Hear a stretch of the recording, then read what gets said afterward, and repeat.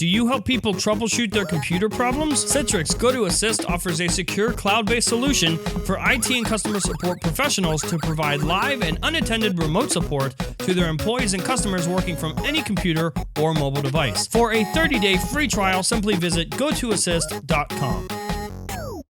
Indiegogo is testing optional insurance for crowd-funded projects. I had an Indiegogo project at one time, and it was successful. I was very happy to have done it.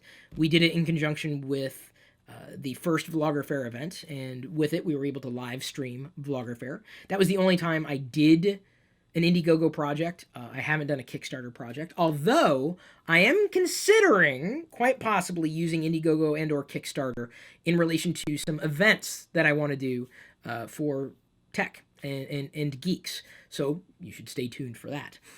But this to me is amazing news if it's true, because I have all but stopped, and this shouldn't come as any surprise to anybody because you probably heard me say this before. I do not back anything on a crowdfunded site if it has to do with hardware or software. If it has to do with a product, it's very dangerous to back those type of projects. Even with people who know what they're doing, I have not just heard about so many failed crowdfunded projects. The market's oversaturated with them, but I have been personally burned by promises that project creators had made. In some cases, some of the first crowdfunded projects I backed, like they have my money, hundreds of dollars, they've yet to ship anything. And I think back on everything that I backed and the things that I've received and how much of that I still use or want to use. And by the time it ships, it's useless. I feel awkward when I see someone talk about, let's say, a new phone case that you can back on one of these crowdfunded sites. And I'm looking at that phone case, I'm like, but that's designed for a current generation phone. What about the next gen? Or what if it doesn't ship for 2 or 3 years? How are they going to keep up? There's like, I understand why they're doing it, and it makes sense, but I want to support all the things, but I can't. Nobody can. If I back anything in a crowdfunded capacity, it tends to be something that's media related, something that's may have some amount of tangibility in terms of bonuses, but the outcome isn't necessarily a product. And I will also tell you this, as someone who is constantly receiving pitch after pitch after pitch from PR or marketing folks, I swear, and this is not an empirical number, but based on empirical evidence, the amount of pitches I receive about technology stuff, 75 to 85% of those pitches are about a project that's being backed on Indiegogo, Kickstarter, any one of these crowdfunded sites.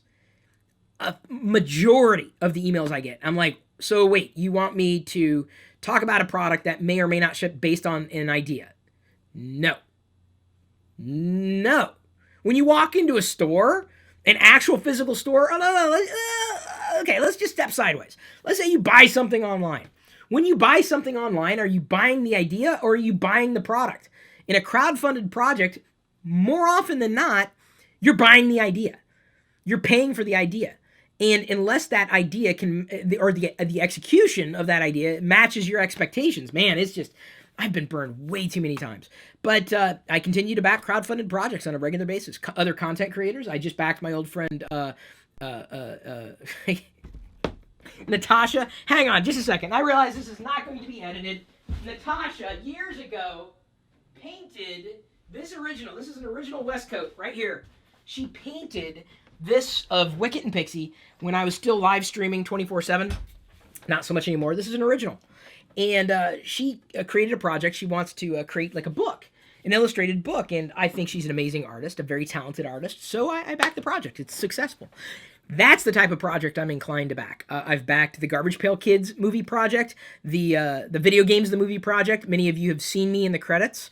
It's kind of funny. I'll get a random tweet of people capping the as they saw me on TV in the movie, not in the movie, in the credits as a backer. I helped kickstart Zach Braff's project, Wish I Were Here, or Wish I Was Here. I always screw up the title.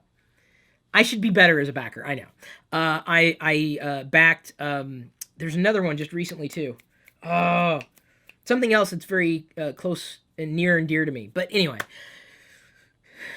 it's nice to know there would be optional insurance, and I would strongly recommend that if you really truly believe that you think that this person or this team is going to be able to bring you the tech product of your dreams, if you believe they can do it, I would still recommend getting insurance, because more often than not, I've yet to be proven otherwise, or it's very rarely that I can be proven otherwise, or that it's been proven that the project is actually seen or brought to fruition, or if it is, that it's not a failure in just about every sense, even a perceived failure. So I would recommend insurance in this case. I really would.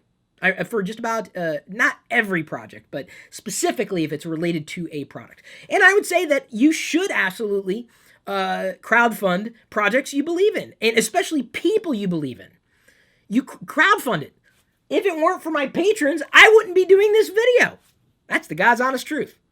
Congratulations to this week's recipient of the Intel Android tablet. Follow directions and told Chris what his favorite Chris week